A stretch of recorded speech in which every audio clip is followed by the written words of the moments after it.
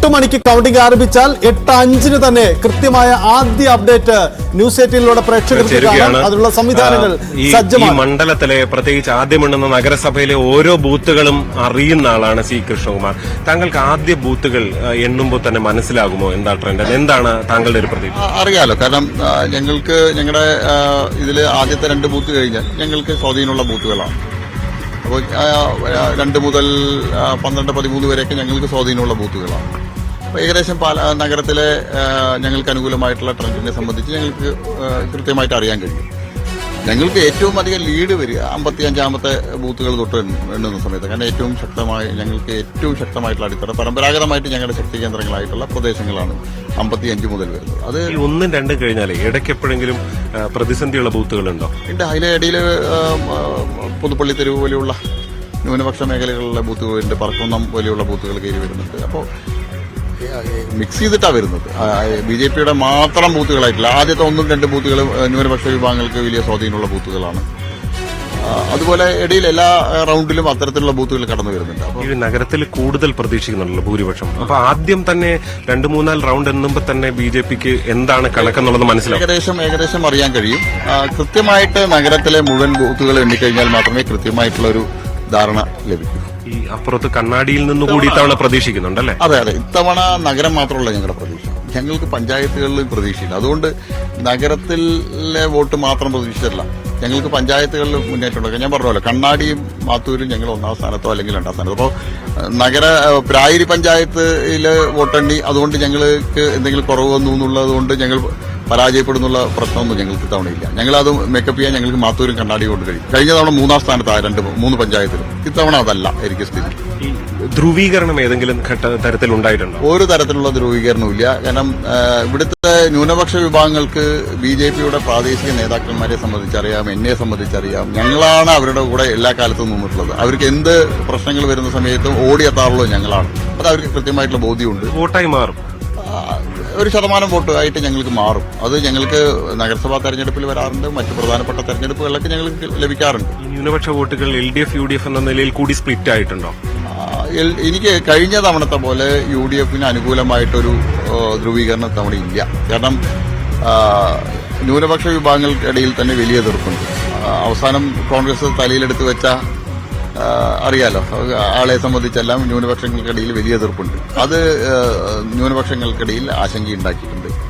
അവർക്ക് സ്വാഭാവികമായിട്ട് അതിന്റെ പ്രതിഫലനം വോട്ടിൽ കാണും. ഒരു കൗതുകം കൂടി, 3 സ്ഥാനാർത്ഥികൾ നീലഷത്താണ്. അതെന്താണ് സംഭവിക്കുന്നത്? ഞാൻ എല്ലാ ശനിയാഴ്ചകളിലും കറുപ്പോ അല്ലെങ്കിൽ നീലയാണ് ധരിക്കാറുള്ളത്. അതെന്റെ പതിവാണ്. രണ്ടാളുടെ പതിവ് അറിയില്ല. രണ്ടാളും ഇല്ലാത്ത പതിവുകൾ പാലക്കാട് വന്നപ്പോൾ തവണ തുടങ്ങി. കുറിതോടലും ഒക്കെ അല്ലേ? ഞാൻ ഈ വിശ്വനാഥന്റെ ഇവരൊക്കെ ഇവിടെ കൽപ്പാത്തിക്കാരോട് ചോദിച്ചാൽ അറിയാം, എന്റെ നെറ്റിയിൽ എന്തും കുറിയുണ്ട്. ശനിയാഴ്ചയും ഞാൻ കറുപ്പും അല്ലെങ്കിൽ നീലയാണ് ഇടാറുള്ളത്. ശനീശ്വര സങ്കല്പം. അതെ, അയ്യപ്പൻ ശനിയാഴ്ച അയ്യപ്പന്റെ ദിവസം കൂടിയാണ്. അപ്പൊ ഞാൻ നീലയോ അല്ലെങ്കിൽ കറുപ്പാണോ ധരിക്കാറുള്ളത് എല്ലാ ദിവസവും, എല്ലാ ശനിയാഴ്ചകളിലും. അത് എന്റെ കുട്ടിക്കാലം മുതലുള്ള ശീലമാണ്. മറ്റു രണ്ടാളുടെ ശീലം തെരഞ്ഞെടുപ്പ് വന്ന സമയത്താണ്. ഈ മറ്റു ദിവസങ്ങളിൽ കൂടി മറ്റു നിറങ്ങൾ ഏതെങ്കിലും ദിവസം ഉണ്ടോ? ഉണ്ടല്ലോ, വ്യാഴാഴ്ച മഞ്ഞ ഗുരുവായൂരപ്പന്റെ ഭഗവാന്റെ ദിവസമാണ്.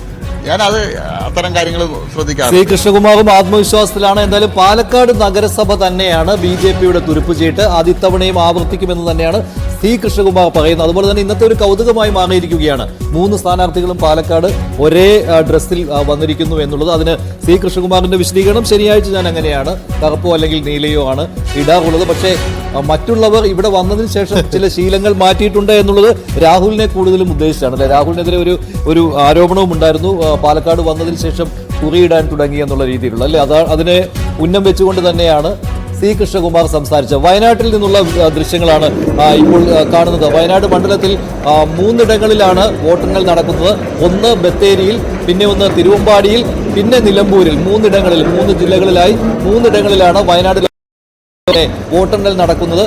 അല്പസമയത്തിനകം അതിനുള്ള ക്രമീകരണങ്ങളും തുടങ്ങുകയായി.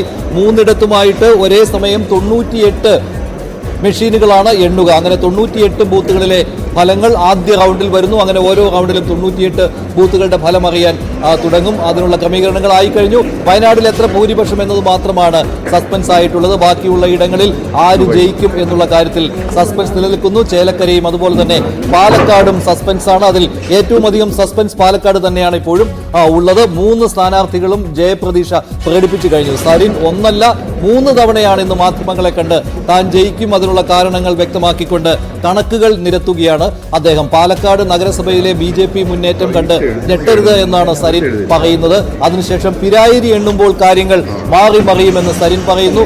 മാത്തൂരും കണ്ണാടിയും എണ്ണുമ്പോഴേക്കും LDF ജയിക്കുമെന്നാണ് സരിൻ പറയുന്നത്. പക്ഷേ അതേസമയം രാഹുൽ മാങ്കൂട്ടത്തിൽ പക്ഷേ കൃത്യമായിട്ടൊരു ഭൂരിപക്ഷം പറയുന്നില്ല. ശ്രീകണ്ഠനാണ് രാഹുലിന് വേണ്ടി ഭൂരിപക്ഷം പറഞ്ഞുകൊണ്ടിരിക്കുന്നത്. 12,000 മുതൽ 15,000 വരെയാണ് ശ്രീകണ്ഠന്റെ പ്രവചനം വന്നിരിക്കുന്നത് അല്ലേ? കൽപ്പറ്റയിൽ സ്ട്രോങ് റൂം തുറക്കുന്ന ദൃശ്യങ്ങളാണ് നമ്മൾ കാണുന്നത്. നേരത്തെ സൂചിപ്പിച്ചതുപോലെ വയനാട്ടിൽ ആര് വിജയി എന്നതിൽ മലയാളികൾക്ക് തർക്കമില്ല, വലിയ ആകാംക്ഷയുമില്ല. പക്ഷേ ദേശീയ മാധ്യമങ്ങളൊക്കെ വലിയ ശ്രദ്ധയോടെയാണ് ഈ വയനാട്ടിലെ തെരഞ്ഞെടുപ്പ് ഫലത്തെ കാണുന്നത്. പ്രത്യേകിച്ച് പ്രിയങ്ക ഗാന്ധി അവിടെ മത്സരിക്കുന്നു എന്നുകൊണ്ട് തന്നെ പ്രിയങ്കയുടെ ആദ്യ തെരഞ്ഞെടുപ്പ് പോരാട്ടം എന്നതുകൊണ്ട് തന്നെ ദേശീയ ശ്രദ്ധ ആർജിച്ച ഒരിടമാണ് വയനാട്. അതുകൊണ്ട് വയനാട്ടിലേക്ക് ഇന്ന് ദേശീയ ശ്രദ്ധ കൂടി കടന്നു വരുന്നുണ്ട്. നമുക്ക് പാലക്കാടും ചേലക്കരയും തന്നെ ഏറ്റവും പ്രധാനപ്പെട്ടതായി വരുന്നു. മഞ്ജുഷ്, ഈ പാലക്കാടും ചേലക്കരയും പറയാൻ പോകുന്ന രാഷ്ട്രീയം നമുക്കറിയാം. അത് ഓരോ ഉപതെരഞ്ഞെടുപ്പാണ്. ആ മണ്ഡലത്തിൻ്റെ ജനപ്രതിനിധി ആര് എന്നതിനപ്പുറം സംസ്ഥാന രാഷ്ട്രീയത്തിൻ്റെ തുടർച്ച ഇനി അങ്ങോട്ടേക്ക് എങ്ങനെ എന്നതിൻ്റെ കൃത്യമായ ദിശാസൂചകം അത് ഉണ്ടാക്കും, തർക്കമില്ല കാര്യത്തിൽ. അവിടെ കോൺഗ്രസ് ക്യാമ്പിൽ VD സതീശനും ഒരു ഗ്യാങ്ങും രൂപപ്പെടുന്നു. അവരാണ് ഈ നിയന്ത്രണം മുഴുവൻ നടത്തിയത്. അതുകൊണ്ട് പാലക്കാട് ഒരു തിരിച്ചടി ഉണ്ടായാൽ അവർ നേരിടുന്ന പോകാൻ പോകുന്ന വെല്ലുവിളി, അതിനപ്പുറം പാലക്കാട് ഒരു വലിയ വിജയമാണെങ്കിൽ അതുണ്ടാക്കുന്ന നേട്ടം. ഒരു സംശയമില്ല, UDF 3-0 വിജയമാണ് പ്രതീക്ഷിക്കുന്നത്. എങ്കിൽ പോലും വയനാട് ഉറപ്പാണ്. പാലക്കാട് പക്ഷേ നഷ്ടപ്പെടുകയാണെങ്കിൽ ചേലക്കരയിൽ ജയിക്കാൻ കഴിഞ്ഞില്ലെങ്കിലും UDF കുഴപ്പമില്ല, പറഞ്ഞു നിൽക്കാം. അവിടെ LDF സ്ട്രോങ് ഹോൾഡാണ്. പക്ഷേ പാലക്കാട് നഷ്ടപ്പെട്ടാൽ അത് കോൺഗ്രസ് രാഷ്ട്രീയത്തിൽ വലിയ പ്രതിഫലനം ഉണ്ടാക്കുമെന്ന കാര്യത്തിൽ സംശയമില്ല. അത് സ്ഥാനാർത്ഥി നിർണയ ഘട്ടം മുതൽ ഉണ്ടായിരിക്കുന്ന വിവാദങ്ങൾ അത് വീണ്ടും പുറത്തു വരുമെന്ന കാര്യത്തിലും ഒരു സംശയമില്ല. അവിടെ VD സതീശനായിരിക്കും സ്വാഭാവികമായിട്ടും ചോദ്യം ചെയ്യപ്പെടുക. ഷാഫി പറമ്പിലും VD സതീശനും രാഹുൽ മാങ്കൂട്ടത്തിലും ചേർന്നുള്ള ഒരു നെക്സസ് അല്ലേ അത് രൂപപ്പെട്ടിരിക്കുന്നു എന്ന രീതിയിലുള്ള വലിയ രീതിയിലുള്ള വിമർശനമുണ്ട്. ഇത് പല നേതാക്കളും മാറി നിന്നിരുന്നു എന്നുള്ള കാര്യത്തിലും യാതൊരു സംശയവുമില്ല. മടിച്ചാണ് K മുരളീധരൻ പോലും പ്രചാരണ രംഗത്ത് വന്നത് അവസാന നിമിഷങ്ങളിൽ. അപ്പോൾ സ്വാഭാവികമായിട്ടും പാലക്കാട് നഷ്ടപ്പെട്ടാൽ അത് UDF രാഷ്ട്രീയത്തിൽ, പ്രത്യേകിച്ച് കോൺഗ്രസ് രാഷ്ട്രീയത്തിൽ വലിയ പ്രതിഫലനം ഉണ്ടാക്കും. അതിന് ഉത്തരം പറയേണ്ടി വരിക VD സതീശനാണ്. പക്ഷേ അവിടെ ക്യാമ്പ് ചെയ്തുകൊണ്ടുള്ള പ്രവർത്തനമായിരുന്നു അല്ലേ VD സതീശൻ നടത്തിയത്. അദ്ദേഹത്തിന് അറിയാം എത്രമാത്രം അത് തനിക്ക് പ്രാധാന്യമുള്ള ഒരു കാര്യമാണ് എന്ന്. അതിനാൽ തന്നെ അതിനുള്ള എല്ലാ വർക്കുകളും അവിടെ നടത്തിയിട്ടുണ്ട്. സ്ക്വാഡ് പ്രവർത്തനങ്ങൾ ഊർജിതമായിരുന്നു. ചേലക്കര പിടിക്കുന്നതിന് വേണ്ടിയുള്ള പ്രവർത്തനങ്ങളെക്കാൾ എനിക്ക് തോന്നുന്നു പാലക്കാട് നിലനിർത്തുവാനുള്ള വിയർപ്പൊഴുക്കുകയായിരുന്നു അല്ലേ, പ്രത്യേകിച്ച് VD സതീശൻ ചെയ്തതാണ്. ഇതിനൊരു മറുപുറവും കൂടെ ചിന്തിച്ചാൽ ഈ പാലക്കാട് ഒരു വലിയ ഭൂരിപക്ഷത്തിലുള്ള